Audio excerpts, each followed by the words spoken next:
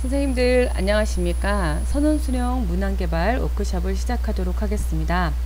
상황이 여의치 않아서 이렇게 저희가 음성으로 찾아뵙게 되는 거 이해 부탁드립니다. 먼저 이렇게 좀 연수를 진행한 다음에 만약에 또 저희가 기회가 되면은 같이 오프라인 연수도 또 추가적으로 진행하도록 하겠습니다. 선원수령 문항 작성하기에 앞서서 간단하게 워밍업을 좀 해보면요. 수업 시간에 대통령이 연수께서 2회 이상의 임기를 맡을 수 있어야 하는가에 대한 찬반 의견이 있었고요. 관련된 책을 읽도록 하였습니다. 그리고 다음과 같이 문항을 출제하였는데 선생님들은 이 첫 번째 문항과 두 번째 문항 중에 어떤 문항이 더 좋은 문항이라고 생각하십니까? 네. 그러면 이게 어떤 문항이 더 좋은 문항인가를 생각하려면 기준이 있어야 되잖아요. 좋은 문항의 기준. 그 첫 번째가 교사의 목표가 학생이 교사가 의도한 답을 정확히 추측할 수 있는지를 알아보는데 있지 않아야 하는 것입니다. 즉 학생들은 무엇을 해야 하고 어떻게 평가받을지에 대해서 매우 구체적으로 알 수 있어야 한다라는 것이죠. 한번 읽어보겠습니다. 대통령 연임제에 대해 찬성 혹은 반대하는지에 대한 자신의 입장을 정하시오.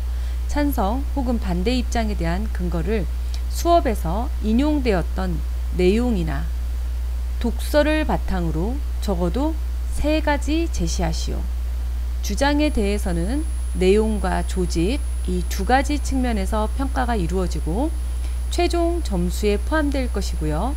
답안은 한 페이지를 넘지 않도록 하며 구체적인 사항은 제공된 채점 기준표를 참고하시오 라고 되어 있습니다. 네, 우리 선생님들께서는 앞으로 문항 개발을 하실 때 첫 번째도 두 번째도 뭐냐면 학생에게 굉장히 자세하게 안내를 해야 된다는 것을 잊지 말아 주시기 바랍니다. 자, 그럼 우리가 모두 알고 있는 선원수령 문항의 특징에 대해서 말씀드려 보겠습니다. 선원수령 문항은 학생이 답을 선택하도록 하는 옵션을 주는 것이 아니라 학생이 답을 제공하는 형태가 되는 것이죠. 특히 논수령 문항에서는 단지 하나의 정답이 있는 것은 아닙니다. 또한 학생이 작성한 답안에 대한 질과 정확성은 흔히 검사 내용에 대해 잘 알고 있는 우리 선생님들이 평가하는 것을 기본으로 하고 있습니다. 다음은 좋은 선원수령 문항이란 무엇인지 보도록 하겠습니다. 사실 지금까지 2005년부터 지금까지 서울시 교육청을 시작으로 해서 경기도교육청, 부산, 대전 정말 많은 곳에서 우리 선원수령 문항 예시 자료집이 많이 나왔죠. 그런데 우리 팀장님들과 워크숍에서도 말씀드렸듯이 좋은 선원수령 문항인가 라는 걸 좀 생각해 봐야 되겠습니다. 그래서 저희가 기왕 개발을 하는데 좋은 선원수령 문항을 개발해야 되지요. 네, 그래서 이론적인 얘기 먼저 말씀드려 보겠습니다. 객관식 검사 문항처럼 선원술 문항도 잘 개발될 수도 또 그렇지 않을 수도 있습니다. 지식이나 이해 수준의 학업 성취도를 평가하려고 할 때는 선원술 문항 유형을 쓰는 것은 비효율적이며 대부분은 선원술 문항의 가치를 구현하지 못한다는 것입니다. 따라서 첫 번째, 선원수령 문항은 복잡한 인지기술 또는 과정을 평가해야 된다는 것이죠. 학생들이 단순히 지식을 기억하는지를 평가하는 것이 아니라 지식을 조직하거나 통합 혹은 종합하고 정보를 해석하고 정보를 바탕으로 주장 혹은 설명을 하거나 주장을 평가하거나 또는 독창적인 방법으로 또 창의적인 방법으로 문제를 해결해 가는지 등을 평가하는 데 매우 좋은 방법입니다. 좋지 않은 선원수령 문항은요. 교재나 수업에서 제시된 정보를 기억하는지를 평가하는 수준에 그친 것이며 더 안 좋은 선원수령 문항은 심지어 학생들이 어떻게 응답해야 좋을지에 대해 알 수 있는 정보도 없는 경우라는 것이죠. 자, 그러면 선원술 문항이 평가 도구로서 잘 기능하기 위해서는 복합적 인지 기술을 유도하는 문항을 적절히 작성하는 것이 필요하며 이와 더불어 학생들이 복합적 인지 기술을 적용하고 있는지를 교사가 잘 판단할 수 있도록 학생들의 반응을 구조화할 수 있어야 한다는 것입니다. 예를 들면 사실적 사항에 대한 지식에 학생들 간 차이가 있음에도 이러한 사실적 사항에 대한 지식을 사용하는 능력 차이로 인해서 사실적 사항에 대한 지식 차이가 잘 드러나지 않을 수 있다는 것입니다. 네. 검사 시간의 압박, 학생의 검사 불안, 글쓰기 능력 부족 등이 이에 해당하는 것인데요. 이와 같은 사항은 측정하려는 복합적 인지 기술이 부족하다는 것을 꼭 의미하는 것은 아니라는 것이죠. 따라서 이런 것들로 인해서 학생들은 복합적 인지 기술이 숙달되었다는 것을 보여주는데 제약을 받을 수가 있습니다. 따라서 우리 선생님들이 검사를 개발하실 때는 혹시 검사 시간에 압박을 받을 정도의 어떤 분량이 되는 건 아닌지, 또는 학생의 검사 불안을 일부 해소할 수 있는 어떤 단계적인 문항 개발을 해야 되는 것은 아닌지, 글쓰기 능력 부족으로 인해서 학생이 사실은 알고 있지만 또 잘 지식을 조직할 수 있지만 이런 부분 때문에 너무 큰 영향을 받고 있진 않은지, 이런 것들을 잘 살피셔야 되겠습니다. 잘 개발된 논술 문항은 답을 할 때 사용해야 할 인지 기술이나 과정이 무엇인지 명확하고 적절한 분량과 시간을 제공하고 있습니다. 선원 수령 문항을 잘 개발하면 채점도 정확하게 할 수 있죠. 예시를 보겠습니다.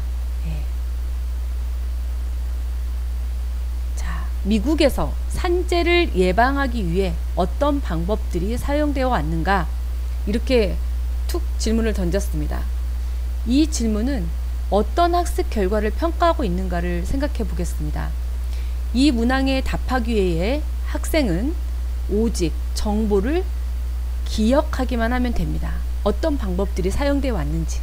자, 이 문항은 지식 수준의 문항으로 고차적인 사고 과정을 요구하지도 않습니다. 이러한 주제를 다루는 여러 객관식 문항들을 만들어 채점하는 것이 쉽기도 하고 시간도 덜 걸릴 거라는 거죠. 이러한 선원 수령 문항은 선원 수령 문항의 남용이 아니라 오용의 예라고 볼 수 있겠습니다. 그런 문항을 바꾸어서 다음과 같이 제시해 보도록 하겠습니다. 사고 발생 원인을 조사한 다음의 표를 보시오. 미국에서 직업건강과 안전기준의 도입이 어떻게 산업재해 발생 수 변화에 영향을 미쳤는지 설명하시오. 직업건강과 안전기준 중 적어도 3가지를 답변에 포함해야 합니다. 반 페이지로 작성하시오 라고 되어 있습니다. 자, 여기 개선된 예시를 보면요. 질문은 학생들로 하여금 직업건강과 안전기준에 관해 무엇인가를 기억해내도록 합니다. 즉, 직업건강이 관련된 게 무엇이고 안전기준이 무엇인지에 대해서 이걸 기억하도록 하는 것이죠. 그런 다음에 학생들은 이러한 기준을 1980년과 2000년 사이에 산업에 안착되어 온 직업훈련 프로그램, 공장안전 점검 등등과 같은 것들과 연결시켜야만 한다라는 것이죠.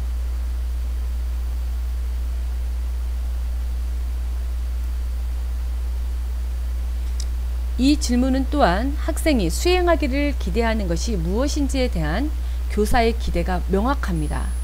요컨대 학생이 질문에 성공적으로 대답하기 위해서는 분석, 추론, 조직, 적용 등의 고차적인 사고 과정을 거쳐야만 합니다. 이렇게 하는 것이 선원 수령 문항을 적절히 사용하는 예인 것입니다. 자, 다음은 선원 수령 유형 분류에 따른 문항 예시를 말씀드리도록 하겠습니다. 사실 선원 수령 문항은 길고 응답의 자유가 있는 학기말 페이퍼 혹은 페이지 제한이 있는 유연한 숙제, 예를 들어 10쪽에서 12쪽 또는 20쪽을 넘지 않도록부터 한 페이지 또는 한 페이지 이내로 답안을 제안하는 것까지 매우 다양합니다.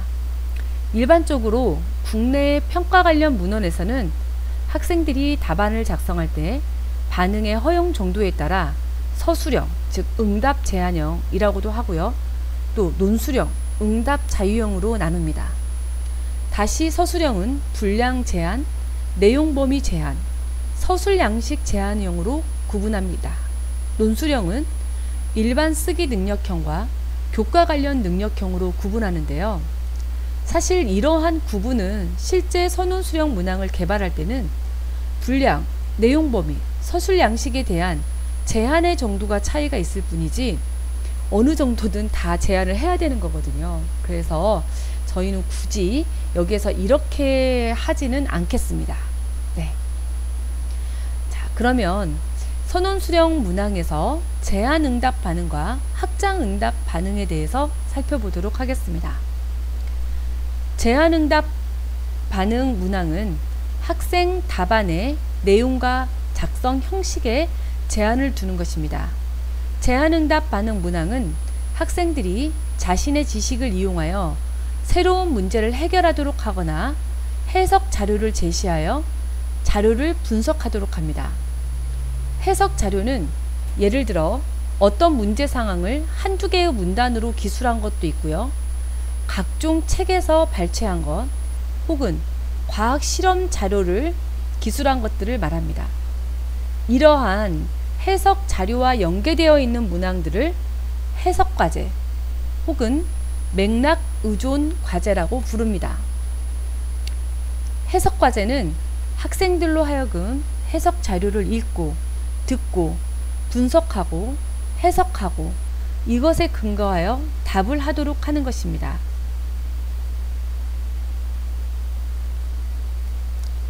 다음은 제한응답 반응과 확장응답 반응 문항 예시를 제시한 것입니다. 이 예에서 확장응답 반응은 학생들에게 특정 시를 다양한 방식으로 분석하도록 하고 있습니다. 해석자료 제시형인데요. 이렇게 체프먼의 호머를 처음 읽고서 존 케이츠가 쓴 시를 제시를 해주고 있습니다. 이 시를 제시하고 제한응답 반응 문항 예시를 보면요. 1번 1에서 8행에서 나타난 문학에 대한 시인의 태도는 무엇인가? 이 행에 어떤 단어들이 그런 태도들을 분명하게 하는가?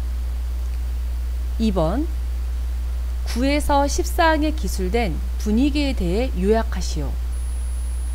3번 1에서 8행에 기술된 태도와 9에서 14행에 나타난 분위기 간에는 어떤 관계가 있는가? 이게 바로 제한응답 반응 문항 예시입니다. 이어서 확장응답 반응 문항 예시를 보시겠습니다. 9에서 14행에 제시된 것처럼 시의 구조가 화자의 분위기를 강화시키는 방법에 대해 기술하시오. 답안을 작성할 때 시의 앞부분에서의 태도와 뒷부분에서의 분위기가 어떻게 연결되어 되는지를 보이시오. 자, 선생님들 문항 보면 저희들이 사실 뭐 학교에서 많이 활용하기에는 이 제한응답 반응 문항 예시가 굉장히 명료하죠. 그리고 확장응답 반응 문항 예시는 좀 더 어렵게 좀 느껴지고요. 그래서 사실 이렇게 동일한 자료 제시형에서도 선생님들은 제한응답 반응 문항도 만들고 확장응답 반응 문항도 만들 수가 있으십니다. 자, 이 예에서 제한응답 반응은 블룸의 교육목표 분류학의 분석 수준에 해당하는 능력을 평가하는 것이고요. 다양한 종류의 분석 중에 일부 분석만을 요구한 것이죠. 반면 확장응답 반응 문항은 블룸의 목표 분류학의 분석 중에서도 좀 더 완벽하고 통합적인 시에 대한 분석을 유도하고 있습니다. 자, 그래서 사실은 인지 수준에 대해서 얘기할 때도 이 분석도 어느 정도의 수준으로 요구하느냐에 따라서 달라질 수 있다는 것을 보여주고 있는 예시입니다. 다음은 제한응답 반응과 확장응답 반응에 대해서 특징, 장점과 측정할 수 있는 학습 결과를 예시로 보여주고자 합니다. 자, 제한응답 반응 문항에 대해서 특징들이죠. 그리고 확장응답 반응에 대한 특징들입니다. 이런 것들은 우리 선생님들이 그냥 한번 쭉 읽어보셨으면 좋겠어요. 절대로 하나도 빠지지 말고. 네. 그리고 장점은요. 네. 제한응답 반응 문항의 장점은 잘 정의된 특정한 수행에 평가에 초점을 두고 문항을 개발하기 때문에 학생들이 문항이 의도한 것을 정확히 해석할 수 있는 것입니다. 또 문항의 초점이 분명하기 때문에 모든 학생이 동일한 방식으로 문항이 요구하는 사항에 대해서 이해하고 있을 때 결과적으로 학생들의 답안을 채점하기 용이하죠. 또 어떤 답안의 기준이 분명할 때 채점자의 신뢰도도 높아지며 채점 결과 또한 타당성을 갖게 될 수 있다는 장점이 있습니다. 확장응답 반응 문항의 장점은 학생들로 하여금 자신의 생각을 좀 더 자유롭게 표현하고 조직하도록 할 수 있고요. 자, 그리고 좋은 답안을 쓰기 위한 방법이 다양한데 이러한 다양한 방법들을 활용할 수 있도록 하는 것입니다. 또 학생들은 자유롭게 답안을 작성하고 해당 주제에 대해 잘 훈련된 교사, 즉 전문가인 교사가 학생 답안의 질에 대해 판단할 수 있다는 장점이 있는 것이죠. 자, 이 부분을 선생님들이 좀 자세히 보셔야 되는데요. 제한응답 반응 문항과 확장응답 반응 문항 각각은 측정할 수 있는 학습 결과들이 이렇게 나열되어 있습니다. 추후에 문항 개발을 하실 때 이 부분을 선생님들께서 참고하셔서 이것들을 골고루 들어갈 수 있도록 문항을 출제해 주셔야 됩니다. 즉 예를 들어서 뭐 어떤 그 문항 30문항 중에서 대부분이 다 관계를 분석하기로만 됐다 이렇게 하면 안 되고요. 관계를 분석하는 문항도 하나 있고 입장을 비교하여 대비하는 문항도 하나 있고 필요한 가정에 대해서 진술하는 것도 하나 있고 타당한 결론을 도출하는 것에 대한 것도 하나 있고 이렇게 골고루 선생님들이 개발을 해 주셔야 된다는 겁니다. 확장응답 반응 문항에 대해서도 저희가 교과별로 세 문항을 개발해 줄 걸 요청을 할 건데요. 여기에서도 예컨대 이게 다 세 가지가 하나인 걸로만 되면 안 되고요. 하나는 아이디어를 제시하고 조직하고 표현하는 거 하나, 또 여러 자료들 사이에 관계를 만들고 설명하는 것 하나, 또 독창적인 것을 만드는 것 하나, 뭐 이런 식으로 이렇게 각각 골고루 포함되도록 개발해 주셔야 된다는 것입니다. 네. 일반적으로 제한응답 반응 문항은 선택형 문항과 함께 하나의 검사 안에 포함되거나 즉 중간 기말시험에서의 서술형에 포함되거나 확장 반응 문항 안에 어떤 1차시 정도의 수업 시간에 끝낼 수 있는 여러 개의 제한 반응 논술을 포함하기도 하죠. 아까 보신 것처럼 어떤 자료 제시형 문항에서도 제한 응답 반응 문항들을 쭉 먼저 주시고 그 다음에 확장 응답 반응 문항을 좀 더 이제 다음 수준으로 주실 수도 있습니다. 제한 응답 반응 문항이 어떤 좀 더 적합한 상황입니다. 그래서 수업 목표가 정부의 단순 회상보다는 정보를 제공하는 것을 요구할 때 좀 적합하고요. 또 상대적으로 적은 내용 영역을 평가하고자 할 때 사용한다. 그리고 또 이거는 뭐 우리 선생님들 잘 아실 거예요. 여기서는 뭐라고 얘기하고 있냐면 제한응답 반응이나 어쨌든 확장응답 반응이나 학생 수가 너무 많아가지고 선생님들이 채점거리가 많으면 사실은 좀 활용하기가 어렵지 않겠나 라고 얘기를 하고 있습니다. 그래서 학습 규모, 학급의 규모가 작을 때 활용하는 것이 좋다라고 얘기되어 있고요. 또 이제 검사 보안이 염려될 때 예컨대 선다형 문항이 학생들 간에 이제 공유가 되면 문항이 풀리잖아요. 하지만 이렇게 제한응답 반응 같은 경우에는 좀 더 이렇게 검사 보안이 될 수 있다라고 얘기가 되고 있습니다. 뭐 이거는 참고하시라고 보여드리는 거고요. 네. 다음 이제 보시면 사실 학교에서 교사들은 제한응답 반응 논술 문항을 확장응답 반응 논술 문항보다 훨씬 많이 활용할 거예요. 그래서 저희도 이제 출제 지침에 제한응답 반응 문항을 대부분 출제하는 것으로 했습니다. 네. 그래서 30개 중에서 27개가 제한응답 반응 문항들로 출제하도록 저희가 지침을 만들었습니다. 자, 문항 예시들 보면요. 문항 1번 같은 경우 보시면 한국이 베트남 전쟁과 이라크 전쟁에 참전할 때의 주요 정치적 유사점과 차이점을 나열하시오. 답안은 1페이지 이내로 작성하시오. 채점 기준은 정확성과 조직, 간결성과 관련된 것일 거고 이러한 문항들도 이제 채점 기준표가 따로 제시가 되겠죠. 근데 문항만 예시로 지금 보여드리는 것입니다. 또 문항 두 번째 보시면 A라는 회사가 직원들과 이익 공유 방안을 제안하고 있다. 과거 10년 평균 생산 대비 1%씩 증가할 때마다 직원 월급도 1% 올라갈 것이다. 1페이지 이내에서 다음을 쓰시오. 1번 직원에게 어떤 장단점이 있을 것인지 나열하고 회사에게 어떤 장단점이 있을 것인지를 나열하시오. 이렇게 할 수 있습니다. 그리고 이렇게 이 문항은 사실 학생들이 이익 공유의 장단점을 알고 있다라는 것을 이제 평가하는 것이죠. 실제 상황에 적용해 봄으로써. 그리고 3번 보시면 흥남철수 작전에 대해서 공부를 했는데 여러분이 피란선을 타고 간다고 상상해 보기 바랍니다. 친척 또는 친구에게 1번 여러분이 겪었던 어려운 점들, 2번째 여러분이 경험한 위험들에 대해서 1페이지 이내로 편지를 쓰시오. 이렇게 할 수 있죠.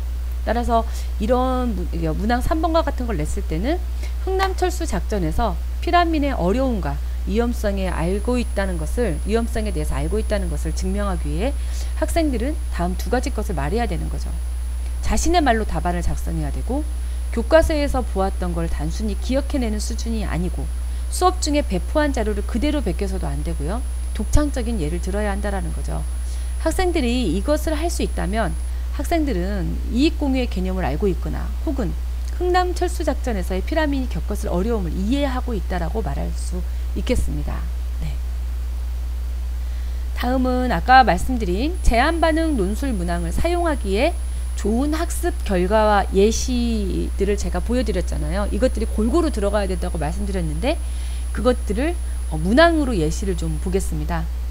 관계를 분석하는 예시인데요. 파랑색과 회색은 시원한 온도와 관계가 있다. 어떤 다른 색이 시원한 온도와 관련이 있는가?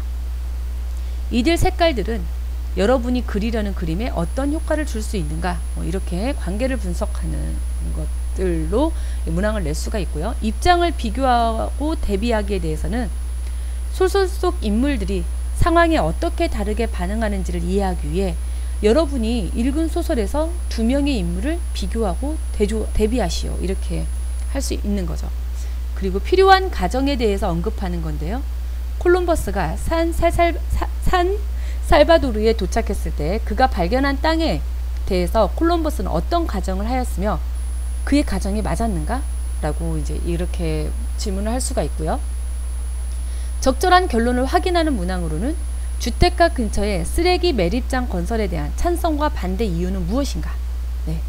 그리고 3번째는 원인과 결과 관계를 설명하는 것이에요.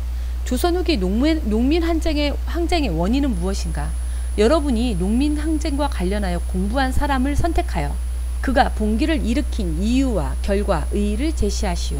자, 이렇게 할 수도 있고요. 가설을 설정하기인데요.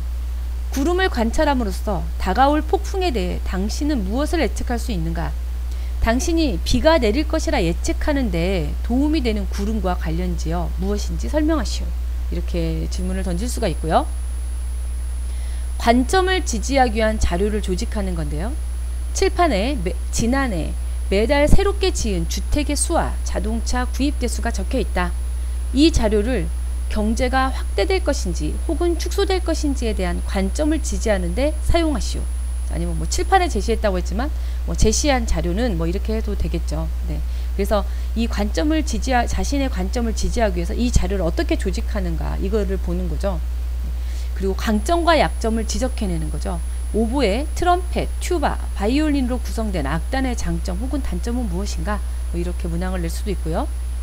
여러 가지 주어진 자료들을 통합하는 겁니다. 9명의 친구들이 있고 생일 파티를 하는 상황인데 피자 2판이 도착을 했는데 이 피자 2판은 각 4조각으로 나눠져 있다. 네가 가진 문제는 뭐냐라는 거예요. 문제는 9명인데 8조각이라는 거죠. 어떤 방법으로 모든 사람이 피자 1조각씩 갖도록 할 수 있는가? 이것들을 이제 여기 주어진 정보를 자료들을 통합해서 이걸 문제를 해결해 가는 방법이죠. 물건, 생산품 혹은 행동의 질이나 가치를 평가하는 것입니다. 기초식품군에서 균형 있는 식단을 선택하고자 할 때 무엇을 고려해야 되냐라는 거죠. 네. 그래서 선생님들은 아마 각 교과에서 이거 제가 이제 예시를 보여드렸기 때문에 교과에서 이거에 대한 예시들을 어떻게 만들어야 되는지 금방금방 아마 적용을 하실 거예요. 네. 자, 이 구쪽을 많이 참조를 하셔야 될 거고요. 그리고 이제 확장 반응 응답 반응 문항에 대해서 보겠습니다. 사실 다음 확장 응답 반응 문항은 학생들이 아이디어를 조직하고 논리를 개발하고 어떤 입장이나 자료에 대해 평가하는 데 매우 적합합니다. 다음 문항 예시를 보시겠습니다. 전기를 생산하는 가능한 한 많은 방법을 확인하시오. 각 방법이 중소규모 도시의 전력 공급 요구사항을 충족시키는데 어떻게 사용될 수 있는지에 대해 기술하고 각각의 장단점을 쓰시오. 채점은 내용의 정확성, 각 전기 공급원을 사용한다고 했을 때 각 방법이 얼마나 현실적인지에 대한 여러분의 평가가 적절한지를 토대로 이루어질 것이다. 답안은 12에서 12쪽으로 작성해야 하며 수업 시간에 제공한 채점 기준표에 따라 평가할 것이다 라고 되어 있습니다. 자, 이 문항에 응답하기 위해서 학생들은 관련 정보도 모으고 비판적으로 정보를 분석해야 되고요. 정보를 새로운 상황에 적용하고 잠재적 결과들을 종합하고 평가해야 됩니다. 자, 명백히 교사는 알고 계실 거죠. 이러한 복잡한 과제를 학생들이 한 차시에서는 절대 응답할 수 없다. 또 적절한 참고 자료 없이도 응답할 수 없다. 네. 자, 이걸 알고 계시기 때문에 선생님들은 아마 이런 확장 응답 반응 문항 같은 경우는 한 학기 프로젝트나 뭐 2달 이렇게 긴 기간의 과제로 학생들에게 제공을 할 것입니다. 그렇지만 이런 문항들은 분명히 그럼에도 불구하고 교사가 평가할 중요한 가치가 있는 중요한 기술들을 포함하고 있죠. 네. 그러나 이러한 복잡한 문항을 개발하는데 시간도 많이 들고 채점하는 데는 말할 것도 없이 더 시간이 걸린다는 걸 명심해야 됩니다. 또 이런 확장 반응 논술 문항은 기본적으로 아까 말씀드린 것처럼 잘 훈련된 교사가 주관을 가지고 채점하는 것이기 때문에 객관적으로 채점하는 건 어렵죠. 이러한 두 가지 이유로 확장 반응 논술 문항은 개발할 시간이 충분하고 채점 기준이 구체적으로 있으며 학생들도 충분한 시간과 답안 작성을 위한 충분한 자원이 있을 때 활용하도록 하는 것이 중요합니다. 그런데 이제 확장답 반응 문항은 크게 두 가지가 있습니다. 하나는 학생의 일반 쓰기 능력을 평가하는 것이고요. 다른 하나는 교과 관련 능력을 평가하는 것인데 사실 우리나라 상황에서는 국어과에서는 이 일반 쓰기 능력 자체가 교과 관련 능력이기 때문에 국어과에서는 많이 활용을 할 수 있을 것 같습니다. 그래도 이제 우리가 어쨌든 이것도 연수니까 한번 들어보면 일반 쓰기 능력형 같은 경우에는 학생들의 글쓰기 능력을 평가하기 위한 것이라는 거죠. 학생들에게 쓸 주제와 일반적인 지시문을 제시하고 학생들의 수행을 유도하고 교사는 채점 기준표에 따라 채점을 하는 방식입니다. 일반 쓰기 능력 문항 예시를 보시면요. 여러분이 동화 속 주인공이고 세 가지 소원을 이룰 수 있다고 가정해보자. 첫 번째 소원은 무엇인지 쓰고 그 소원이 이루어진다고 했을 때 어떤 일이 벌어질 것인지에 대해 하나의 이야기를 쓰라는 거예요. 자, 위에서 학생들은 가상 상황에서 표현하는 글쓰기 능력을 활용해서 가상적인 역할을 수행하고 하나의 판타지 소설을 쓰게 되는 것이죠. 자, 두 번째, 근데 이런 것도 한 학기에 한 번쯤은 우리 교과 관련해가지고 글쓰기 능력이지만 이런 걸 한번 해보면 재밌을 것 같아요. 교과 관련 능력형의 1차적인 목적은 교과에서 학생들의 지식, 이해, 추론하는 능력을 평가하는 것입니다. 학생들의 지식, 그리고 이해, 추론하는 능력을 평가하는 것. 네, 보실까요? 자, 1914년 6월 28일 보스니아의 수도인 사라예보에서 한 세르비아 민족주의자가 오스트리아 헝가리 제국의 황태자인 프란츠 페르디난트 대공을 암살했습니다. 이 사건 유명한 사건이죠. 이 사건이 동맹국가 연합군 간 전쟁을 촉발하게 된 정치적 분위기에 대해서 기술하시오. 답안을 작성할 때는 1번 각 정치적 요인들이 수업 시간에 배운 보다 일반적인 원칙, 즉 이의 권력 공백 두 가지와 어떻게 연관되어 있는지를 설명하고 2. 이들 일반적인 원칙이 1차 세계대전 발발에 어떻게 작용했는지를 설명하시오. 네. 굉장히 어렵죠. 네. 이 문항은 학생들의 답안을 채점할 때 교과 지식을 기준으로 먼저 평가를 합니다.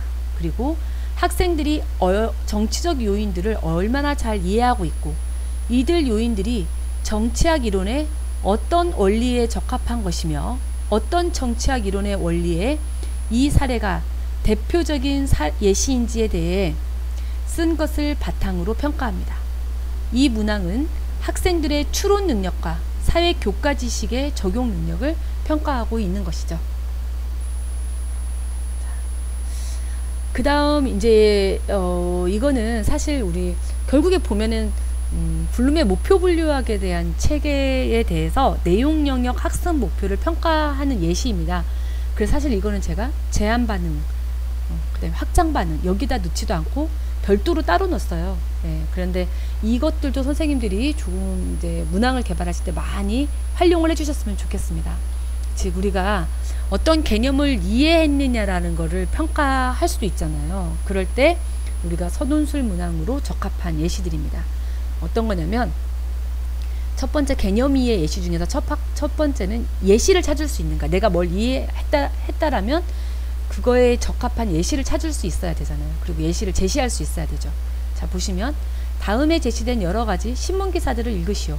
어떤 사건들이 정치적 타협의 개념을 예시적으로 잘 나타내고 있는지 써라.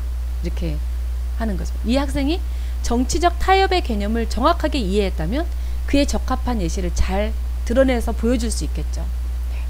그리고 두 번째는 예시를 만드는 거예요. 자신의 말로 편견의 의미에 대해 설명하시오. 자신이 경험한 편견의 예를 제시하시오. 즉 편견이라는 개념을 명확하게 이해했는지를 평가하려고 할 때 예시를 스스로 만들어 보라는 거예요. 그러면 자, 편견이 뭐니? 라고 하고 편견에 대한 개념을 쓰시오라고 하는 거는 학생들이 기억한 거를 끄집어내는 것까지에 그치잖아요. 그런데 이 편견을 에 대해서 예시를 만들려면 학생들이 끊임없이 생각을 해야 돼요. 적용을 하고. 이런 건 편견일까? 아닐까? 자, 그렇다면 이거는 충분히 선논술 문항으로 가치가 있는 것이죠. 이 포인트를 넘어서는 이것들을 선생님들이 잘 생각하셔야 돼요. 그래서 내가 낸 문항이 기억해내는 거에, 끄집어내는 거에 그쳐 있는가. 그러면 저희 문항, 선논술 문항으로는 가치가 없다. 이 기억한 거를 확실하게 이해하고 있는지까지는 적어도 끄집어내 주셔야 되는 거죠. 자, 그 다음에는 예시들을 분류해내는 것입니다.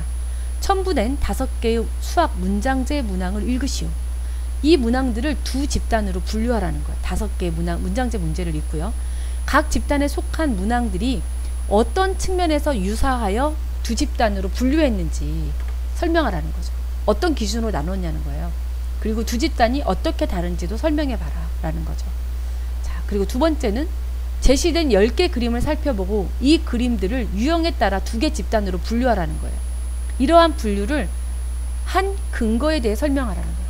뭐 예를 들어서 매우 간단하게는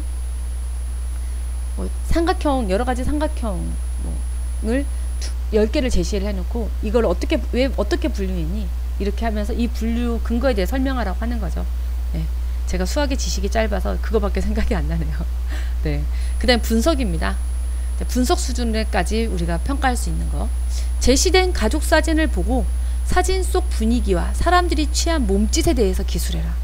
기술할 때 은유법과 직유법을 사용하시오. 선생님, 이걸 하려면 은유법과 직유법에 대한 개념이 정확해야 되잖아요. 그리고 이걸 사진을 분석해서 그 은유법과 직유법을 사용해서 기술을 하는 거죠. 또 두 번째는 신문 기사를 읽고 어떤 진술문이 의견인지 구분하고 그렇게 생각한 이유를 설명하시오. 자, 매우 간단하지만 굉장히 분석적인 거죠. 신문 기사를 읽었는데 이 기사의 내용이 사실인지 의견인지 구분을 하는 거예요. 그리고 이건 의견이다. 왜 그러냐라고 이유를 설명하는 거죠. 네. 비교입니다. 예술가 A가 그림 그릴 때 사용한 색깔과 예술가 B가 마스크에 사용한 색깔을 비교하시오. 두 가지의 유사점과 차이점에 대해 설명하시오. 예술가들이 사용한 색깔들은 어떤 분위기를 전달하느냐, 이렇게 이제 비교해서 이제 설명하는 거죠. 또 국회의원 A와 국회의원 B가 제출한 법안을 읽고 어떤 면에서 두 법안이 유사하며 그러한 결론의 이유가 무엇인지 설명하시오. 이것도 두 법안에 비교하는 거잖아요. 자,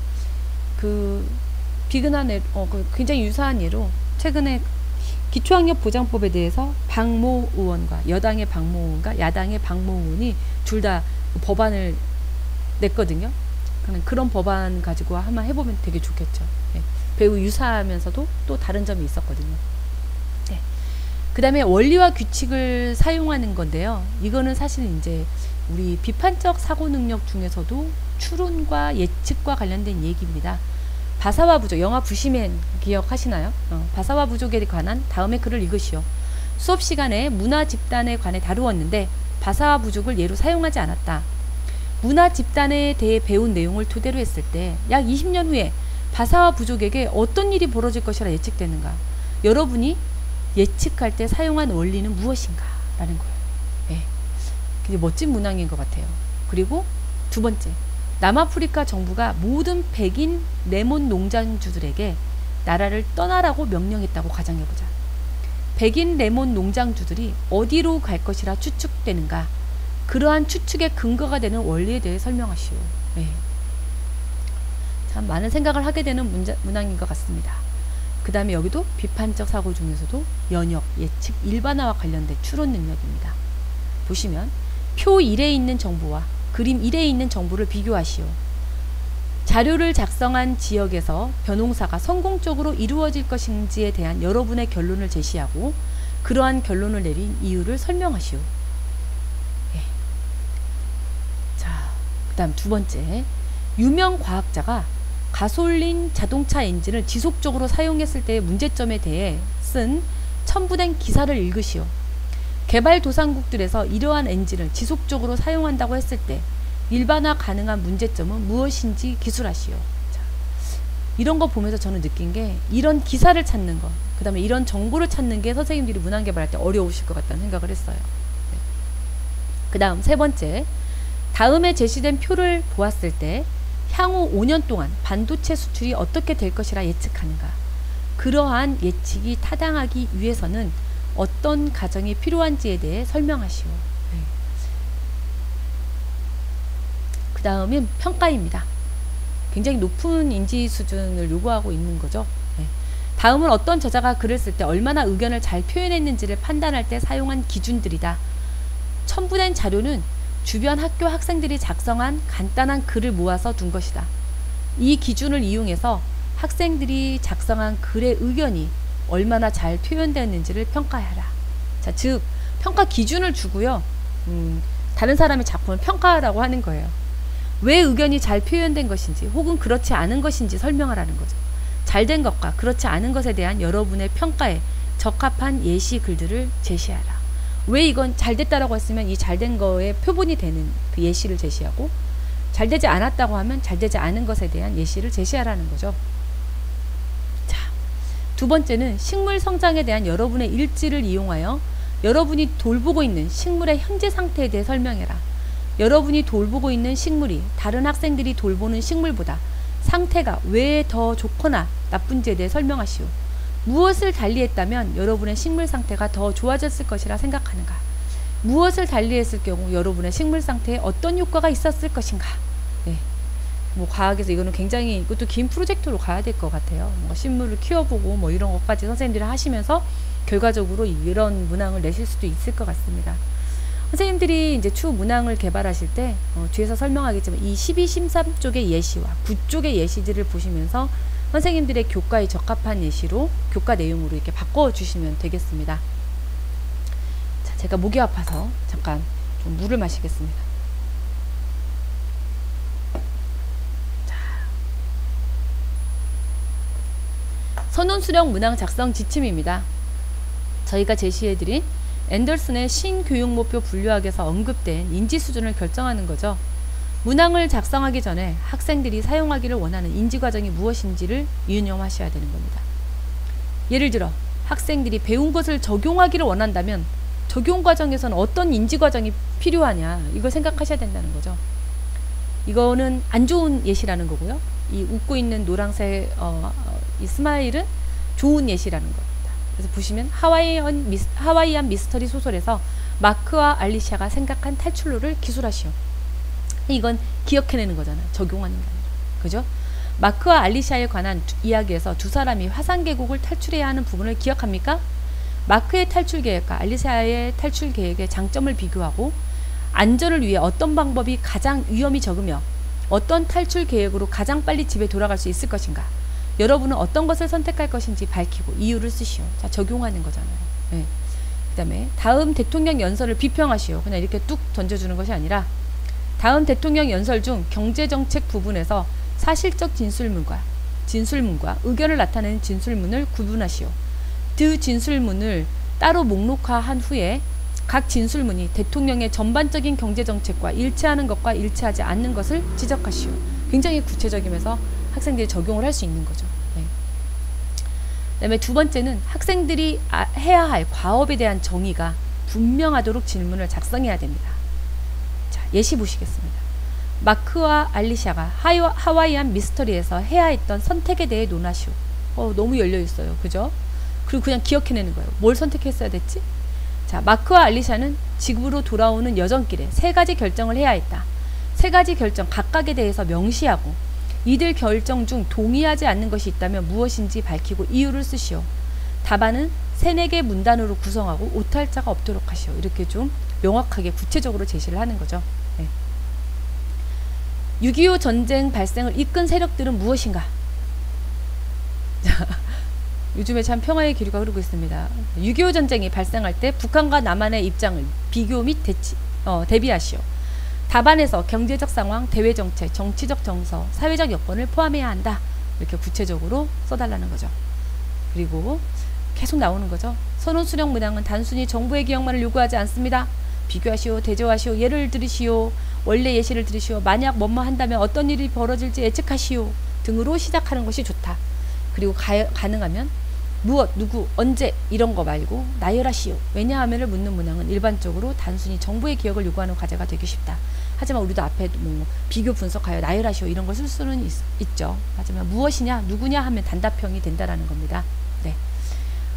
하와이안 미스터리 소설에서 누가 바다로 가는 길을 택하자고 결정했는가? 자, 그렇게 하면 안 되고, 하와이안 미스터리 소설에서 알리샤가 바다로 가는 길을 택하자고 결정한 이유 3가지가 뭐냐? 만약 다음날까지 산에 머물렀다면 무슨 일이 벌어졌을지 예측해라. 이렇게까지 문항을 해야 되는 거죠. 갑신정변을 일으킨 정치 세력의 주장 4가지를 나열하시오. 예, 그냥 기억해서 쭉 나열을 쓰는 거죠. 3.1천하로 끝난 갑신정변은 개화파가 위로부터 시도한 최초의 개혁운동이었다. 갑신정변을 일으킨 정치 세력이 일본을 원조자로 하지 않았다면 어떻게 전개되었을지 예측하고 예측에 대한 근거를 함께 제시하지요. 네. 어떤 학생들은 뭐 갑신정변이 뭐 일본을 원조자로 하지 않았다는 것도 모를 수도 있죠. 위로부터 시도한 최초의 개혁운동이었던 걸 모를 수도 있고요. 그렇지만 이제 좀 더 하나 이제 더 나아가서 이렇게 물어보자는 것입니다. 네. 또 논쟁적 이슈를 다루는 질문은 어떤 입장을 선택해서가 아니라 그 입장을 지지하는 증거의 제시를 바탕으로 평가가 이루어져야 된다는 거죠. 자, 예를 들어서 학교 비정규직 차별 철폐를 위해 국회는 어떤 법안을 통과시켜야 하는가?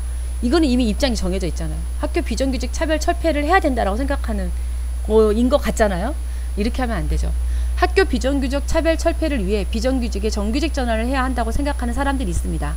이에 동의하느냐 혹은 부동의하느냐의 입장을 밝히고 선택한 입장에 대한 최소 3가지 근거를 제시하시오. 이렇게 할 수 있겠죠. 네. 또 어떤 지역의 경제개발 속도를 높이기 위한 법적인 지원이 필요하다는 주장에 대한 논리를 제시하시오. 자, 이것도 이미 입장을 그냥 지원하는 거잖아요. 이거에 대한 논리를 제시해라. 이렇게 해서는 안 되고, 일부 지역 의원은 지역의 경제개발 속도를 늦춰야 한다는 주장을 담은 법안을 만들고 있고, 반대로 또 다른 의원들은 지역의 경제개발 속도를 높여야 한다고 주장하고 있다. 1번 주택 소유자와 2번 지역 사업가의 입장에서 두 입장의 장점과 한계점에 대해 논의하고 만약 당신이 시의회에 있다면 어떤 입장을 지지할 것인지를 결정하시오. 예, 훨씬 낫죠. 네. 그런데 어려울 것 같아요. 그렇지만 생각해보면 선생님, 앞으로 이런 식으로 우리는 교육이 이렇게 사고를 자꾸 학생들에게 사고를 건드려주고 이렇게 생각하도록 이렇게 교육은 돼야 되잖아요. 그렇다면 사실은 수업의 속도도 굉장히 천천히 가야 되겠죠. 그리고 우리가 가르치는 내용들도 훨씬 더 슬림해져야 될 것 같고요. 네. 그렇지만 우리는 우리 앞을 내다보고 문항을 만드는 거니까 이런 좋은 문항들을 만들어 보도록 합시다. 네. 각 논술 문항에 적절한 시간과 페이지 제한도 주셔야 되고요. 네. 그리고 객관식 문항으로는 만족스럽게 측정하기 어려운 내용이나 또는 학습 목표에 대해서 선논수령 문항을 사용해 주셔야 됩니다. 즉 문항을 만들어 놓고 보니까 이거 객관식이 더 낫겠어 이렇게 하는 건 안 된다는 거죠. 그리고 이제 이거는 뭐 우리는 그럴 일은 없지만 선택 문항의 제시를 피해야 된다라는 것입니다. 모든 학생들은 동일한 문항에 응답해야 되죠. 학생들에게 5개 중에서 4개 선택해라, 7개 중에서 4개를 선택해라 와 같은 방식은 검사의 타당도를 떨어뜨릴 수 있습니다.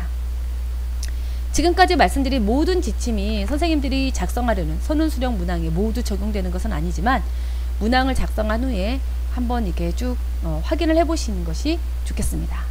자, 이제 그러면 선생님 우리가 실제 우리 개발 지침을 좀 안내해 드리도록 할게요. 이거를 돌려야 될 것 같은데 어떻게 돌려야 되나요? 네.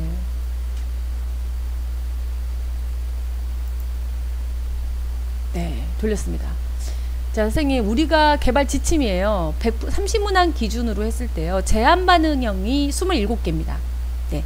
이 제한 반응형은 9쪽, 12쪽, 13쪽 아까 보여드린 이 예시들을 참고해서 골고루 들어갈 수 있도록 개발해 주시고요. 확장 반응형을 ER이라고 할 텐데요. 이거는 3개만 개발해 주시면 되겠습니다. 네. 그리고 분량 구분을 제가 해놨는데요. 5문항의 4-5문장 분량의 응답으로는 15문항을 즉 50% 선생님 개발하셔 50% 개발해 주시고요. 이거는 숏이라고 했고요. 그 다음에 A4 0.5쪽, A4 반쪽 분량의 응답 이걸 9개 정도 개발해 주시고요. 그러니까 2문단 정도 생각해 주시면 될 것 같아요. 10문장. 그리고 A4 한쪽 분량은 3개 개발해 주시고요. 그리고 A4 1에서 3쪽 분량의 응답 이거는 아까 말씀드린 것처럼 확장 반응형으로 3개 정도 개발해 주시면 되겠습니다. 측정할 수 있는 학습 결과로 제시되어 있는 우리 9쪽에 나와 있는 예시들이 있잖아요. 이 예시들이 골고루 들어가도록 해주시고 또 12, 13쪽에 있는 내용 목표 내용 영역에 대해서 이렇게 우리가 예시들을 드렸는데 그것들이 골고루 들어갈 수 있도록 해주시면 되겠습니다. 그리고 구분 여기가 있는데 뭐 교과 지식 기반형이 18개, 교과 역량 기반형 11개, 교과 간 융합형 1개 이렇게 되어 있는데 사실 이거는 나중에 문항 개발, 실제 문항이 개발 이루어진 이후에 저희가 이제 분류를 해봐야 될 것 같아요. 그래서 교과 역량 기반형이랑 교과 지식 외에 별도의 어떤 기술이나 능력이 필요한 경우를 말하고 있습니다. 그래서 아마도 제 생각에 이 부분에 해당되는 게 아닐까. 4-5문장의 분량 응답 같은 경우에는 좀 어려울 것 같고요. 여기 우리가 0.5쪽 분량이나 또는 아니면 여기 문항 분량 정도에서 교과 역량 기반형이 아마 개발될 수 있을 것 같습니다.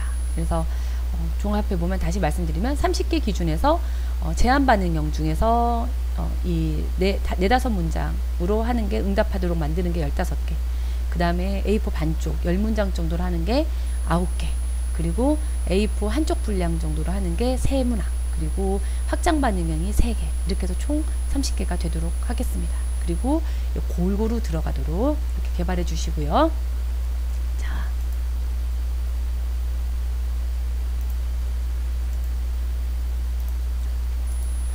어지러워요. 네. 그런 다음에 이렇게 선생님들께 문항 정보표를 작성을 해주시는데요. 여기다가는 성취 기준 2개면 2개, 4개면 4개 써주시면 되고요. 평가 내용을 써주시고, 내용 영역을 써주시고, 인지 수준을 써주시고, 제한인지 확장인지 아까 보여드린 ER인지 RR인지, 답지 기능이 어떤 건지, 중점 활용 학년이죠. 개발자는 어떤 분이 개발하시는지 이거를 작성해 주시는 것입니다. 이게 문항 정보표고요. 네. 그 다음에 이제 문항 개발하는 예시를 직접 말씀드릴게요. 지금 보는 거는 이거는 제가 확장 반응형 ER로 개발한 예시입니다. 앞에 보시면 제가 내용 전문가가 아니기 때문에 좀 불편한 점 있으셔도 좀 이해해 주시기 바랍니다. 그리고 이거는 제한 확장 반응형 ER 문항이고요. D6, 그러니까 메타인지 지식을 창안하는 그런 수준까지 하는 것이고요. 답지 길이는 2니까 1에서 3쪽 A4죠. 네. 그리고 중1이 중점 활용 학년이고요. 이것에 대해서 교과목명은 국어고 영역 단어는 쓰기이고 중점 활용 학년은 중1학년이다. 관련 성취 기준은 990305, 0509, 0510 이렇게 되어 있는데 제가 여기도 말씀드렸듯이 교과 전문가이신 선생님들께서 보실 때는 더 많은 성취 기준이 포함될 수도 있다고 생각합니다. 이렇게 했어요. 그리고 관련 학습 활동은요. 보시면요. 자, 본 문항을 해결하기 위해서 관련 학습 내용의 계열을 기술한 거예요. 그래서 이제 확장 응답 반응 문항에서는 단계별 하위 학습 평가 활동 문항 구성의 기본이 될 수 있습니다. 좀 이따 이건 주로 예시를 볼게요. 그래서 자기 성찰하는 글쓰기를 하기 위해서 사실은 자기 고백적 수필을 읽고 그리고 감동이나 즐거움을 받는 내용을 확인하고 감동이나 즐거움을 받는 부분의 표현 방법도 알아야 되고 삶과 경험을 소재로 글을 쓰는 과정을 알고 그 다음에 이제 점점 이게 1번부터 6번까지는 사실은 순서가 되는 거죠. 그런 다음에 우리가 측정하는 학습 결과는 자신의 삶을 성찰하는 글쓰기의 평가 요소였고요. 그리고 자신의 삶에서 의미 있는 사건들을 중심으로 쓸 내용을 정리하여 자신의 삶을 성찰하는 글을 쓸 수 있다. 이게 지금 우리가 최종적으로 확인하려고 하는 학습 결과입니다. 그리고 인지 수준은 메타인지 지식을 활용하여 창안하기. 그래서 문항을 보시면요. 지금 제가 자신의 삶에서 의미 있는 사건들을 중심으로 쓸 내용을 정리하여 자신의 삶을 성찰하는 글을 다음 사항을 지켜 쓰시오. 이렇게 해서 문항의 어미 처리는 전부 시오로 부탁드립니다. 그리고 A4 이렇게 편집 여백 이런 거 다 규정을 했고요. 그리고 총 4장으로 구성하여 글을 쓰며 각 장은 3문단 이상으로 구성하고 각 문단은 4문장 이상으로 구성해야 한다. 각 장은 다음의 내용을 포함한다 해서 1장에 포함될 거 이거는 처음 부분이고요. 가운데 부분 2장 3장 가운데 부분인데 2장에 포함될 거 3장에 포함될 거 4장에 포함될 거 이렇게 다 적어졌고요. 글 제목과 각 장의 제목은 글 내용을 대표적으로 잘 표현할 수 있겠습니다. 즉 글 제목과 각 장의 제목이 있어야 되는 거고, 또 세 번째는 자신의 인상에서 중요한 순간을 담은 사진이나 자료를 적절히 활용해야 된다고 했어요. 그리고 문장의 호응, 맞춤법, 용법에 맞게 써야 된다고 했습니다. 그리고 제시된 채점 기준표를 참고하여 작성한다. 이게 문항이에요. 최종 문항이고요. 예상 답안은 이런 ER, 그러니까 확장 반응 문항에서는 이렇게 글쓰기 능력을 평가하는 확장 반응형의 경우에 예상 답안을 작성하기가 어렵죠. 그래서 예상 답안을 작성하지 않고요. 채점 기준표를 아래와 같이 분석적 채점 기준표를 작성하도록 하겠습니다.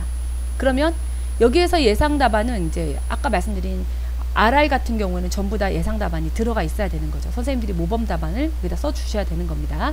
네. 그리고 채점 기준도 개발하셔야 되고요. 근데 선생님 일단 기본적으로 이 채점 기준표는 문항이 모두 개발되고 이 문항이 완성된 후에 확정된 후에 채점 기준표를 개발하도록 하겠습니다. 그래서 이런 분석적 채점 기준표를 개발하는 거고요. 이 분석적 채점 기준표를 개발하는 방법은 추후에 다시 선생님들께 안내 말씀 드리도록 하겠습니다. 여기에서 이제 ER, 그러니까 확장 반응 문항에서는 이런 단계들을 제시해 주셔야 돼요. 뭐냐면 위에 응답하기 위해서 다음의 절차에 따라 차근차근 해봅시다 이랬어요. 그래서 1단계는 관련 학습 내용이 1, 2, 3, 방가로 1, 2, 3이 아까 보시면은 방가로 1, 2, 3이 어디 있었냐면요. 여기에 있었어요. 이 방가로 1, 2, 3에 대한 학습 평가 활동입니다. 우리 수업 중에 할 수 있는. 그래서 저희의 미션 중에 하나가 과정 중심 평가의 그런 것들을 담을 수 있는 문항들도 예시로 좀 보여달라고 이렇게 얘기를 하신 거예요. 그런데 그래서 여기에다가 이렇게 좀 포함을 해본 거죠. 학습 평가 활동 1. 그래서 자기 고백적 수필을 읽고, 그 다음에 1, 2는 뭐냐면 인상 깊은 부분, 감동받은 부분 또는 즐거움을 주는 부분 두 부분을 찾아 쓰는 거예요. 여기다가 한 부분, 그 다음에 여기 두 번째 부분. 그리고 이 반쪽짜리 원 이거는 그 부분에서 감동받거나 즐거움을 얻은 내용이 뭔지 이제 구체적으로 뭐에 대해서 너는 감동받았니? 이렇게 쓰는 거예요. 네. 여기가 왜 감동받았어? 왜 감동받았어? 이거죠. 그리고 또 그 부분을 표현하는 어떤 방법이 있는데 그 방법이 감동이나 즐거움을 느끼도록 하는데 어떻게 기능했는지 표현 방법에 대해서 이렇게 분석해서 쓰는 학습 활동을 하는 겁니다. 이거를 선생님들이 수업을 이게 좀 대단원 한 단원이잖아요. 이 중에서 중간에 이렇게 들어가서 수업 학습 활동, 평가 활동을 같이 할 수 있는 거죠. 그리고 추후에 이거에 대해서 실제 시행해보고 학생의 결과물에 대해서 대략 상중하 수준에서 피드백한 것을 여기다 스캔해서 추후에 제시하려고 합니다. 이건 2학기에. 그래서 우리 개발하신 선생님들이 실제로 이 부분을 학급의 아이들에게, 선생님들이 가르칠 아이들에게 한번 해보시고요. 이것에 대해서 학생들이 어떤 정도로 썼고, 그리고 이제 어느 정도 수준으로 했는가, 이거에 대해서 선생님이 어떻게 피드백했는가, 여기까지 이제 여기를 들어가 보려고 하는 거죠. 네. 그리고 2단계는 아까 보신 관련 학습 4, 5단계에 대한 이야기입니다. 그래서 학습 평가 활동 2개인 거죠. 네. 그래서 자신의 삶과 경험을 중심으로 거미줄망, 저는 이제 여기서 거미줄망이라고 했지만 사실은 꼭 거미줄이 아니라 뭐 개요표를 써도 되고요. 개인 연표와 같이 작성해도 된다는 거죠. 즉 여기서 핵심은 뭐냐면 학생이 자신의 사고나 지식을 구조화할 수 있는 방향이면 어떤 것도 괜찮습니다. 그래서 아까 제시한 1장, 2장, 3장, 4장에 대해서 망을 형성하도록 하고요. 그 다음에 5번째는 효과적으로 전달하기 위해 활용할 자료를 떠올려서 생성된 망에 기록하는 거죠. 자, 여기는 제가 이제 플랭클린의 교육과 벤자민 플랭클린의 어린 시절에 대해서 이렇게 망을 이제 형성했거든요. 크게. 그래서 여기에서 예를 들어서 벤자민 프랭클린이 항상 리더였고 무엇을 해야 할지 알았음 이런데 이제 자신이 대해서 나는 그런 사람이었다라고 하면 여기 참고로 사진을 넣는다든지 내가 좋아한 것들에 대해서 어떤 작품 뭐든 사진이나 자료들을 여기다 첨가할 수 있으면 여기다 그런 걸 첨가할 거다라는, 이 글쓰기 전에 어떤 자료 자신의 어떤 사고의 구조망을 이렇게 만드는 작업들을 활동 2에서 이제 해보는 겁니다. 네. 이렇게 보시면 선생님 보신 것처럼 이게 최종적으로 우리가 개발한 문항을 가는 여정에 대한 것들이에요. 사실은 앞에 이 학습활동 1, 2가요. 그래서 앞서 우리가 안내 드렸던 이 그 ER 문항, 확장 반응형 문항에 대해서는 선생님들이 이 과정에 있는 학습활동들을 좀 이런 식으로 구성해 주셔야 된다. 그런데 아직 이 채점 기준이나 그 다음에 이 피드백 부분은 우리가 추후에 이제 실제로 해보고 여기 넣을 부분이고요. 지금은 여기까지만 이제 개발을 하시면 되는 거죠. 자, 이제 지금까지 그래서 우리가 이제 어떻게 해야 돼? 라고 이거 얘기 들었는데 그럼 어떻게 할까? 라고 했어요. 자, 스텝으로 제가 좀 나눠봤어요. 첫 번째 스텝은요.